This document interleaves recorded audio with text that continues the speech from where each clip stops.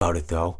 After all, if it weren't me, it would have just been one of the others, I guess.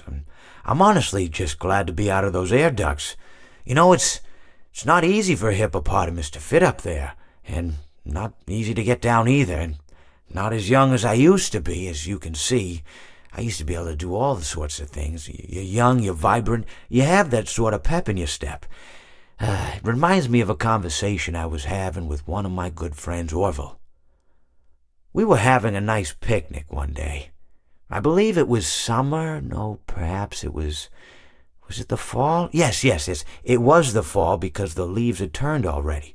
But I said to Orville, I says, Orville, I have a story to tell you. And Orville looked at me, kind of odd and said, what's it about? I said to him, not every story has to be about something, Orville. Sometimes a person just wants to talk. Why does everything have to be a story? I said to him. He just looked at me and he said, well, you said you had a story, and he was quite right. I did, in fact. I told him I had a story. I suppose if a person just wants to talk, then it's best to not announce that you're telling a story. Telling a story does come with its own pressures and expectations, I suppose. After all, if you're just talking to a friend, then there's no more expectations than if you were talking into the wind. Words by themselves aren't expected to carry, aren't expected to stick. But if you announce you're telling a story, well then, there'd better be a point to it all, No one wants to sit and listen to someone ramble on and on and on with absolutely no end in sight.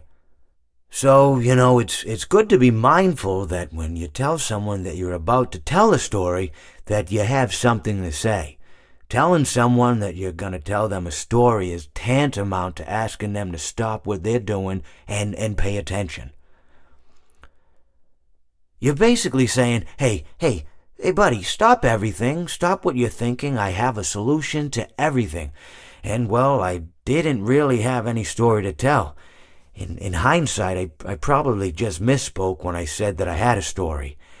I think it would have just been better to tell Orville that I wanted to tell him something rather than tell him that I had a story. But even then, it might have put too much importance on the whole thing. Either way, it was quite a nice day. I remember that we were drinking tea.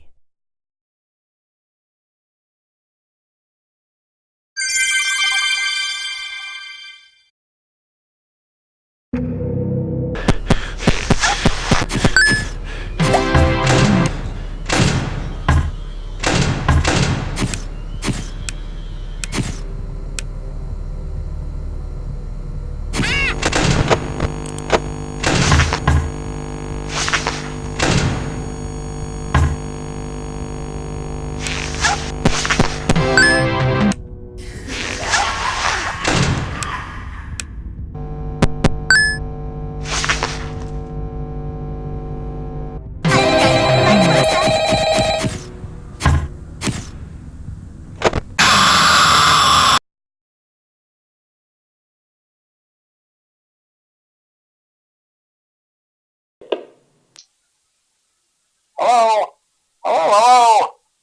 I wanted to record a message for you to help you get settled in on your first night. I actually worked in that office before you. I'm finishing up my last week now, as a matter of fact, so I know it can be a bit overwhelming, but I'm here to tell you there's nothing to worry about. You'll do fine. So let's just focus on getting you through your first week, okay? Let's see. First, there's an introductory greeting from the company that I'm supposed to read. It's kind of a legal thing, Welcome to Freddy Fazbear's Pizza, a magical place for kids and grown-ups alike, where fantasy and fun come to life. Fazbear Entertainment is not responsible for damage to property or person. Upon discovering that damage or death has occurred, a missing person report will be filed within 90 days or as soon as property and premises have been thoroughly cleaned and bleached and the carpets have been replaced. Blah, blah, blah. Now, that might sound bad, I know, but there's really nothing to worry about. The animatronic characters here do get a bit quirky at night, but do I blame them? No. If I were forced to sing, those same stupid songs for 20 years, and I never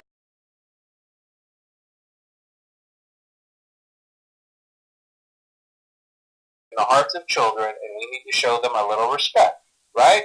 Okay.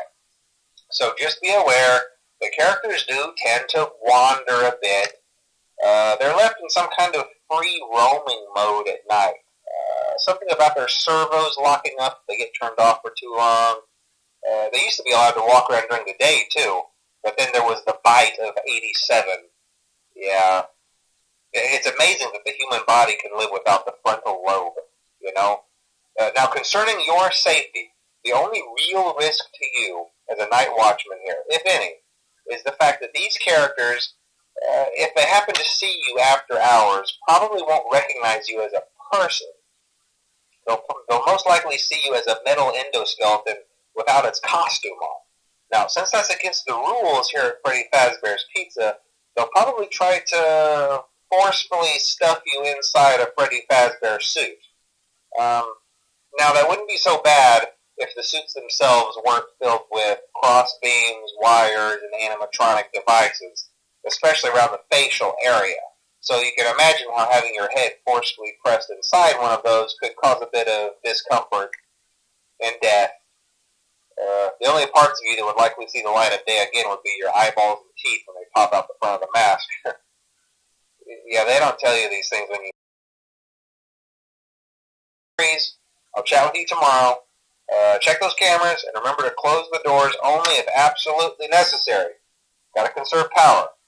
Alright, good night.